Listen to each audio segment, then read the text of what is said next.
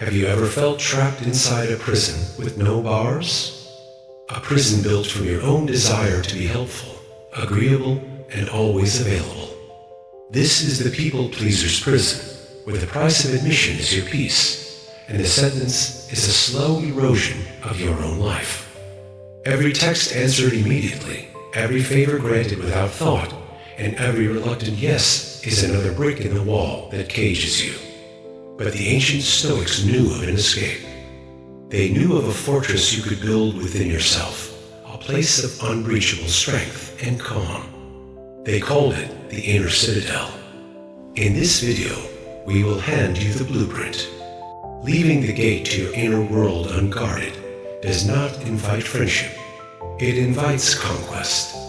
Constant availability might feel like kindness, but it slowly poisons your life in 3 silent ways. The first poison is devaluation. Think of any precious resource, gold, diamonds, or time. Their value comes from their scarcity. When you make your time and energy endlessly abundant to everyone, you unintentionally signal that they are worth very little. You become a public well from which anyone can draw at any time, without cost or consideration. People do not respect what is always available. They simply expect it. Your greatest assets, your focus and your moments, become common and cheapen. The second poison is manipulation. Predictability is a vulnerability. When you are always available, your responses become a simple script that others can easily read and exploit. Manipulators thrive on these patterns. They learn that a specific request will trigger your guilt, or that a manufactured crisis will guarantee your immediate attention. You cease to be a person making conscious choices and instead become a pawn, moved on a board that is not your own. Your good nature is weaponized against you. The final and most corrosive poison is self-abandonment.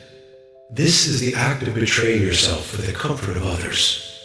Every time your inner voice says no, but your mouth says yes, you abandon your own needs. You sacrifice your rest for someone else's convenience. You delay your goals for their trivial urgencies. Each act is a small surrender, a quiet message to yourself that your peace and your priorities come second.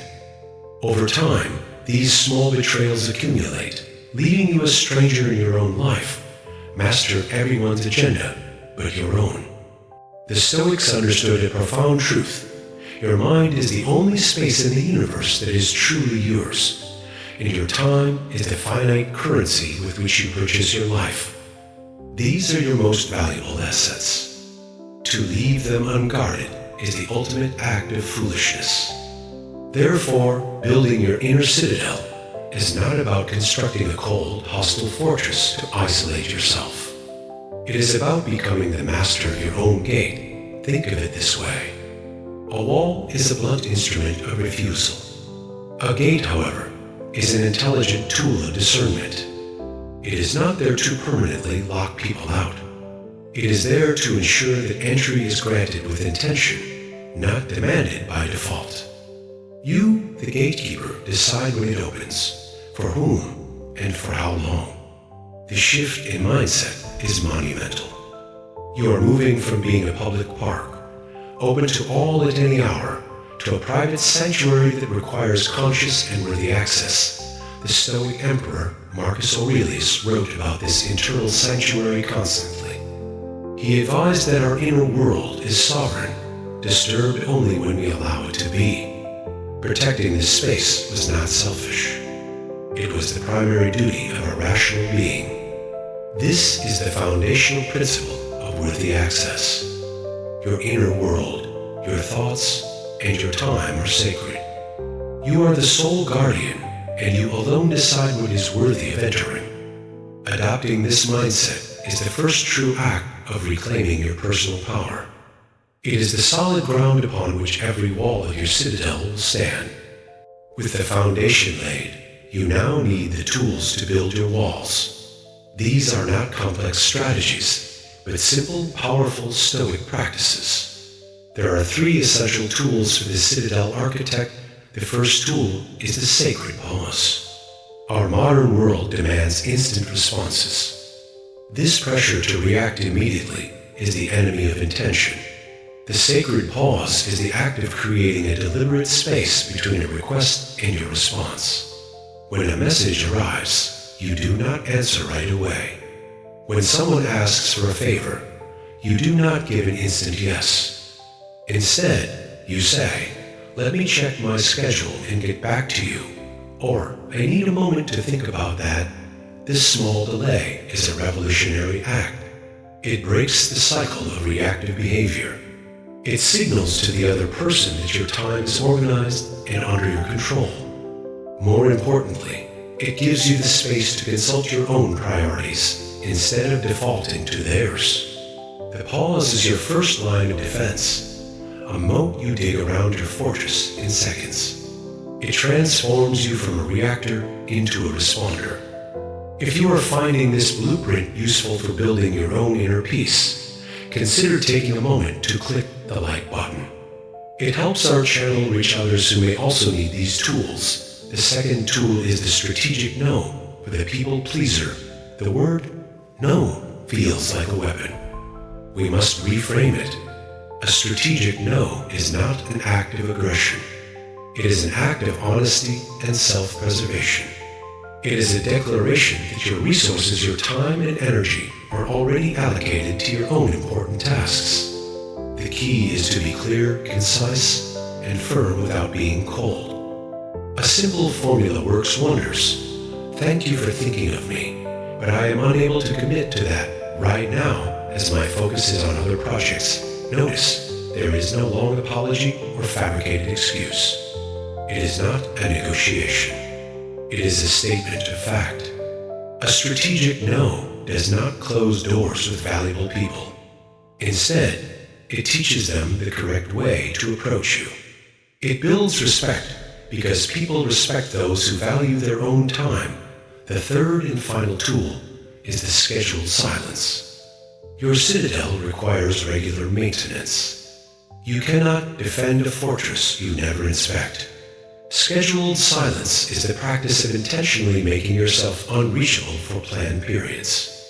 This could be for 1 hour each evening, a full morning, on the weekend, or even just 15 minutes during your lunch break. During this time, your phone is off or in another room. There are no notifications, no emails, and no interruptions. This is not empty time. It is profoundly productive. It is when you can think clearly, reflect on your goals, and connect with your own inner voice.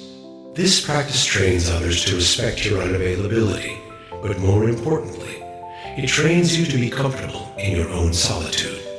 Solitude is the training ground where you learn that your worth is not defined by your accessibility to others.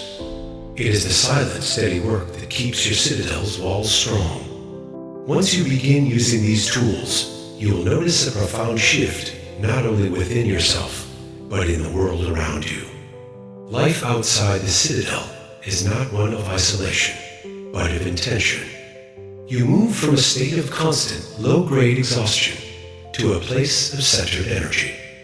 The frantic noise of other people's emergencies fades, replaced by the quiet confidence of your own purpose. You are no longer a victim of your schedule, but its architect. This transformation will act as a filter for your relationships. Those who benefited from your lack of boundaries, the energy vampires and the masters of manipulation, will grow frustrated. They will call you selfish or accuse you of changing because the easy access they once enjoyed is now gone. Let them go. Their departure is not a loss. It is the welcome consequence of your newfound strength. However, the people who genuinely value and respect you will adapt. They will learn to appreciate your time more. Your interactions will become more meaningful, your connections deeper, because they are now based on conscious choice, not on passive obligation.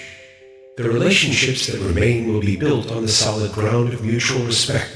Ultimately, your inner citadel is not built from stone, but from decisions. Every time you pause, every time you say a strategic no, and every moment you embrace scheduled silence, you are laying another brick. You are declaring that your mind is a sovereign state, and you are its sole undisputed ruler. So I leave you with this question. What is the first brick you will lay for your citadel today? Let us know in the comments below. And if you wish to continue your journey in mastering your inner world, be sure to subscribe to Stoic Spectacled King. Thank you for watching.